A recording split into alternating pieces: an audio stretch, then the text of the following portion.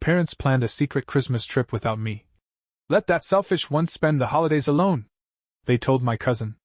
A week later, they regretted it bitterly when I found out by accident. It was my cousin, Melissa, who let it slip. We were catching up over coffee when she asked, "So, are you excited for the trip?" I frowned. "What trip?"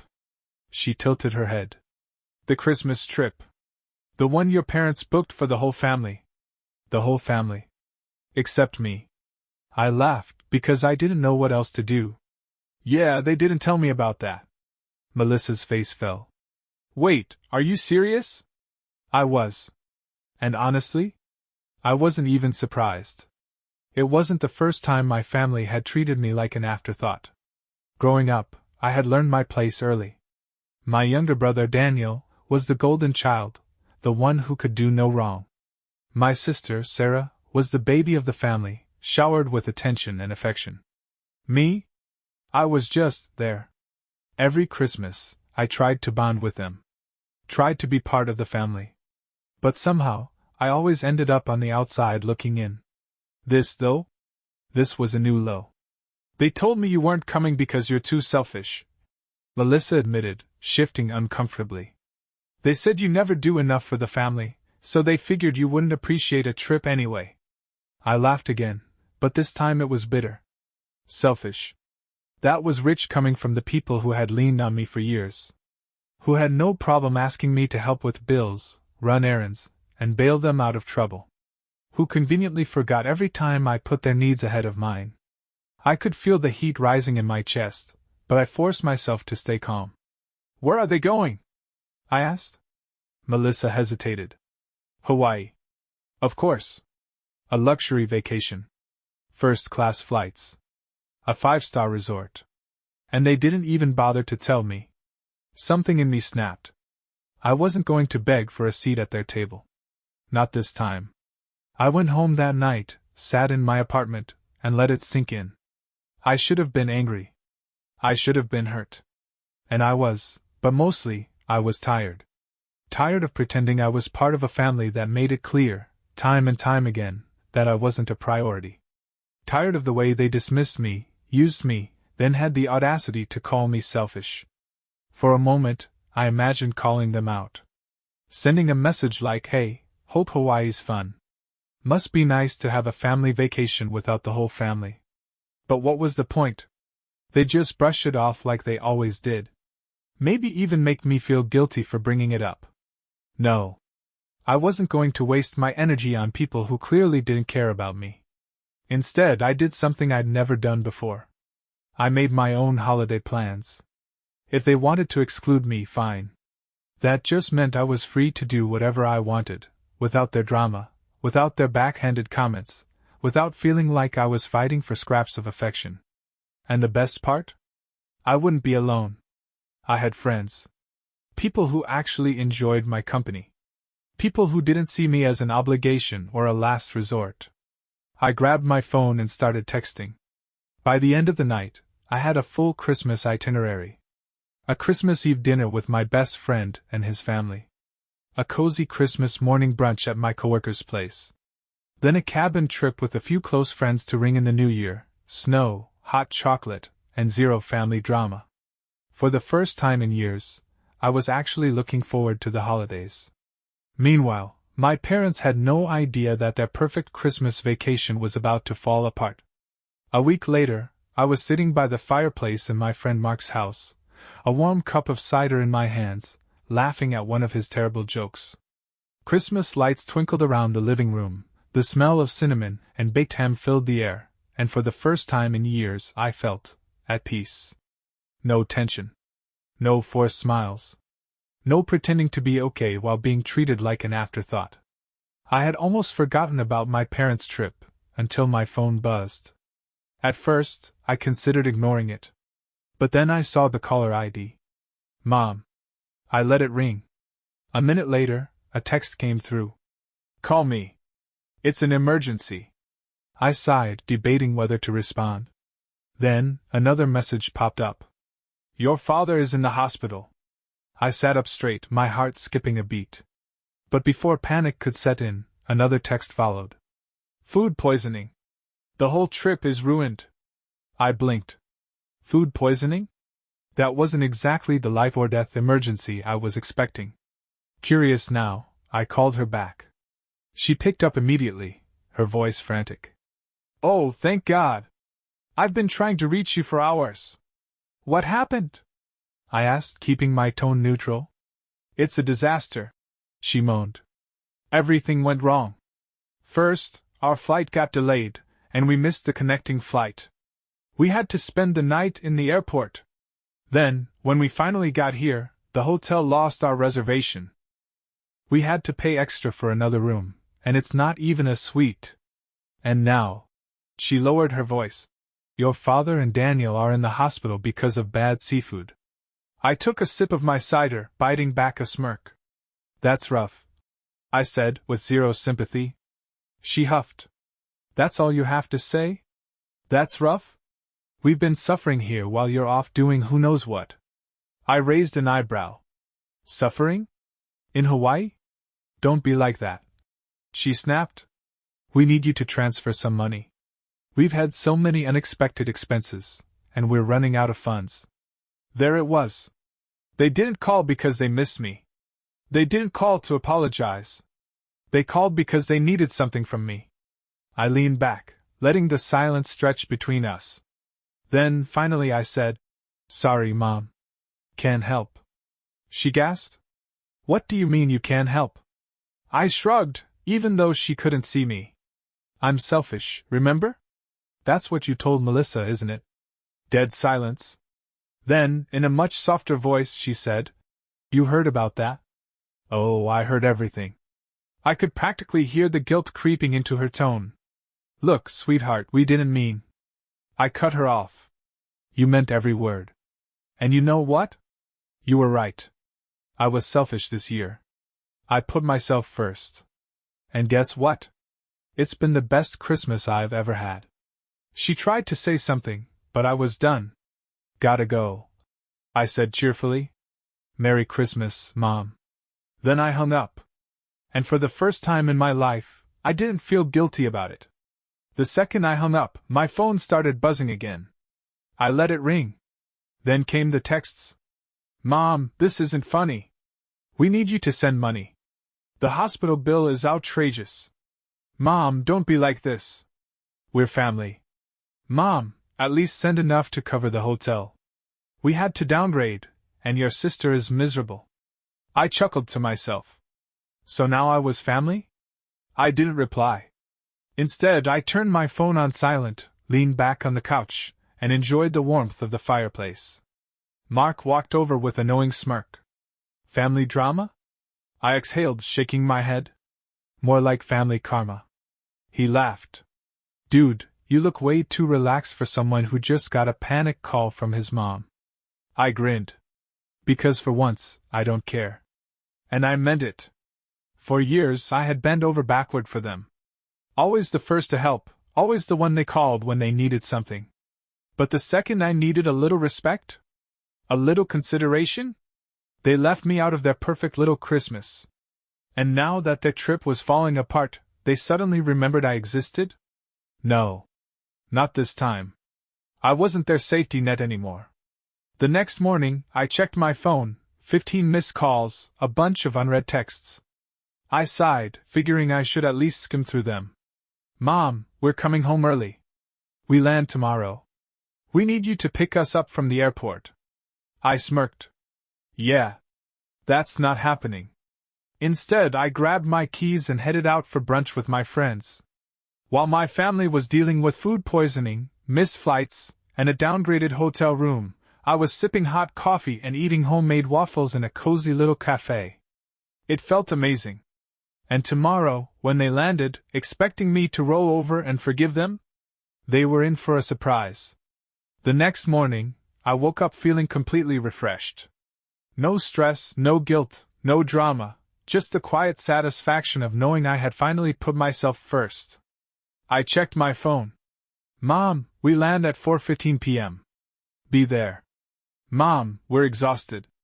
The least you can do is help us get home. Mom, I hope you're not planning to be petty about this.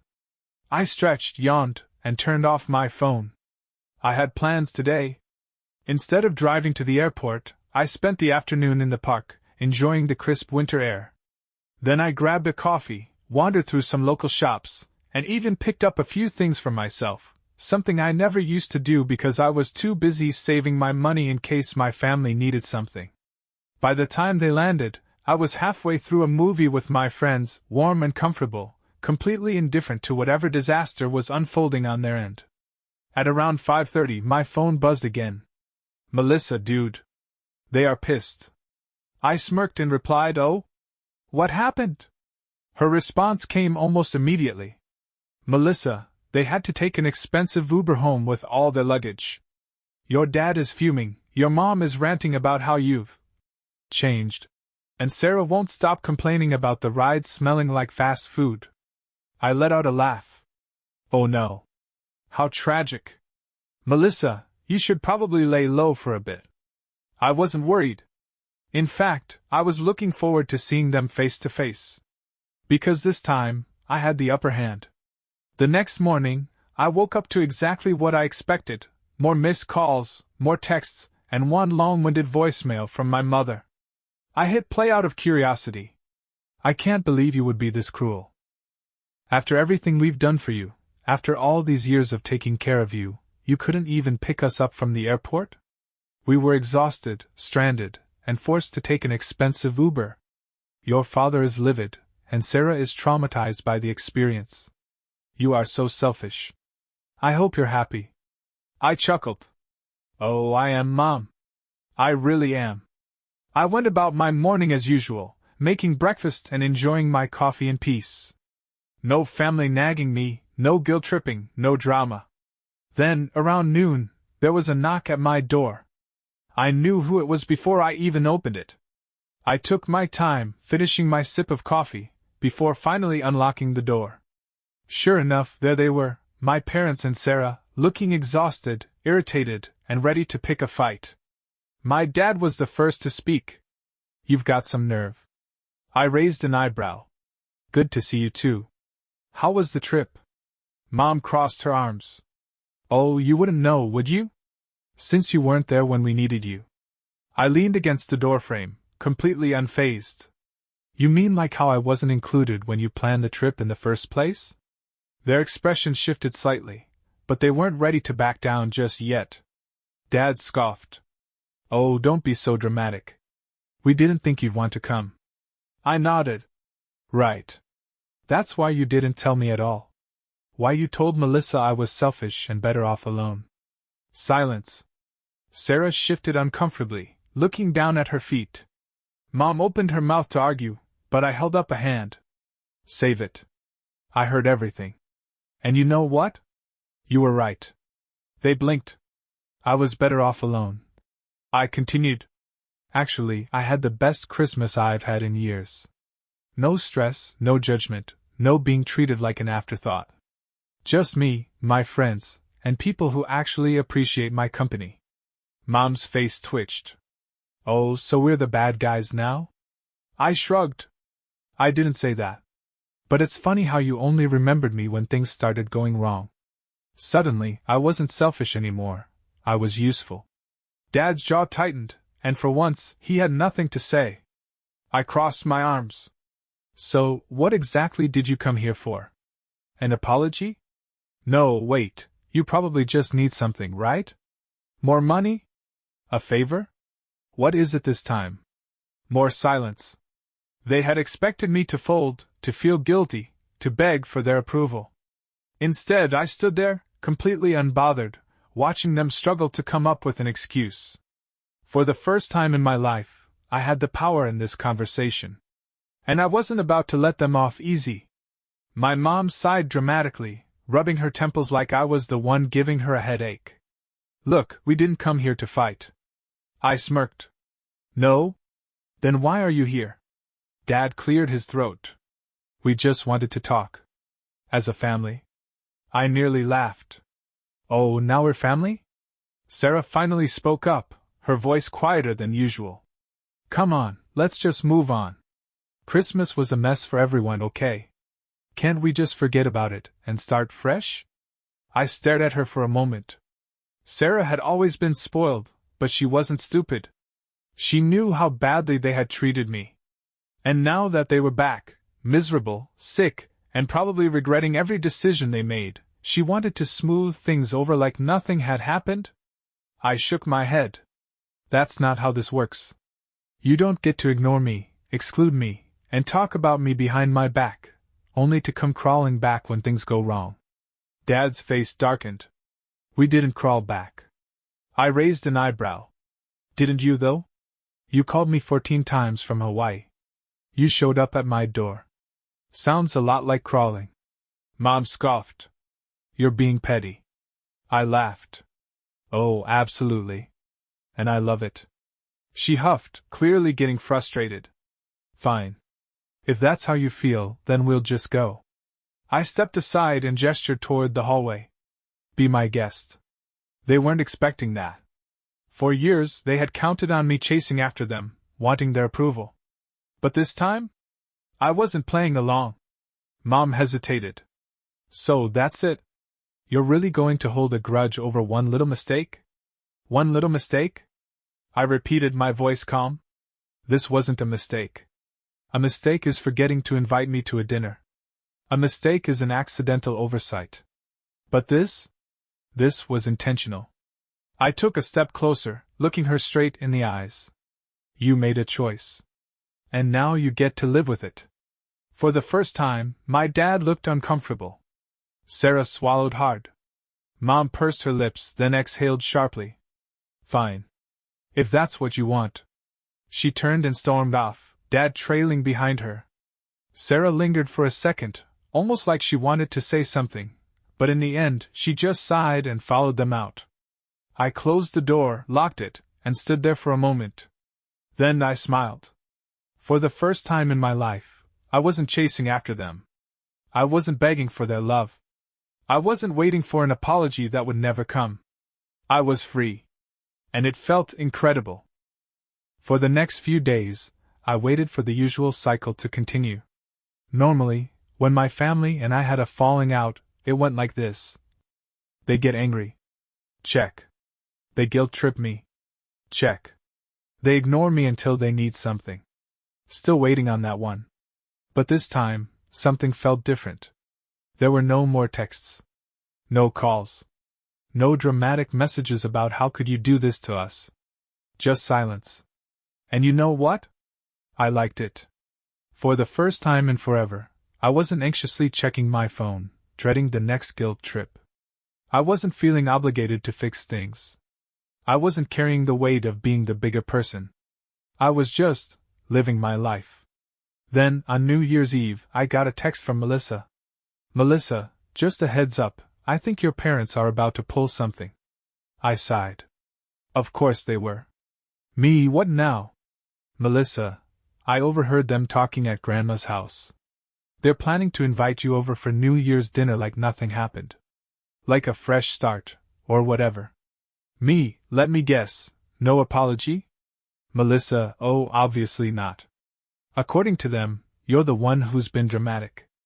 I shook my head, not even surprised. It was classic them. They wanted to brush everything under the rug, pretend like they hadn't completely excluded me from Christmas, and expect me to gratefully fall back into place. Not this time. Me, tell them I'm busy. Melissa, LOL, you should tell them yourself. Me, nah. Let them wonder. I wasn't going to entertain their little game. I already had plans for New Year's, a celebration with my friends, people who actually wanted me around. And while my parents sat around their dinner table, expecting me to walk through the door and make things right, I would be raising a glass to something else entirely. A new year. A new start. A life without their nonsense. And I'd never been more excited for anything in my life. New Year's Eve rolled around, and I didn't spare my family a second thought. Instead of sitting at a tense dinner table, pretending everything was fine, I was at a rooftop party with my friends, laughing, drinking, and actually enjoying myself. The city lights stretched out beneath us, the air was crisp but not too cold, and for the first time in years, I felt light. Like I had finally dropped a weight I hadn't even realized I was carrying.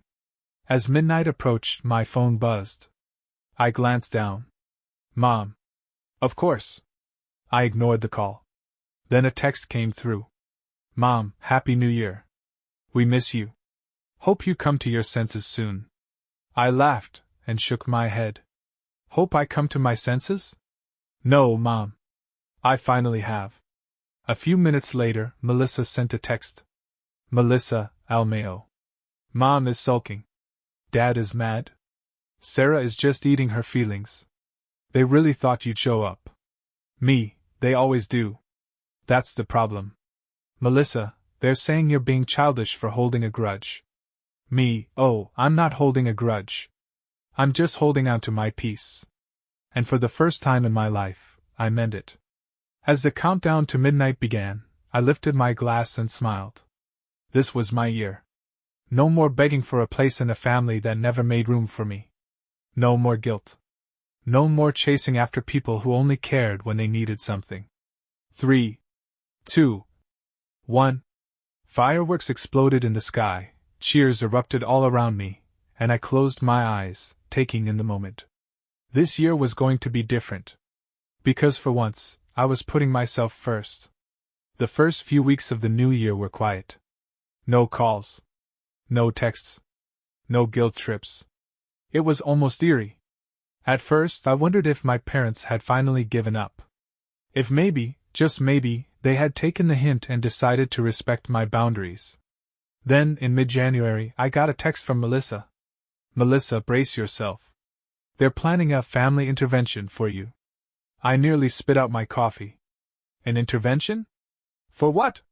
Melissa, they think you've lost your way, and need to be reminded that family is everything. I laughed out loud. So let me get this straight. They abandoned me for Christmas, treated me like an outsider, called me selfish, and now I'm the one who's lost my way? Melissa, YEP. I shook my head. I should have been annoyed, but honestly, I just found it hilarious. Me, let me know how that intervention goes. Without me. Melissa, oh, don't worry.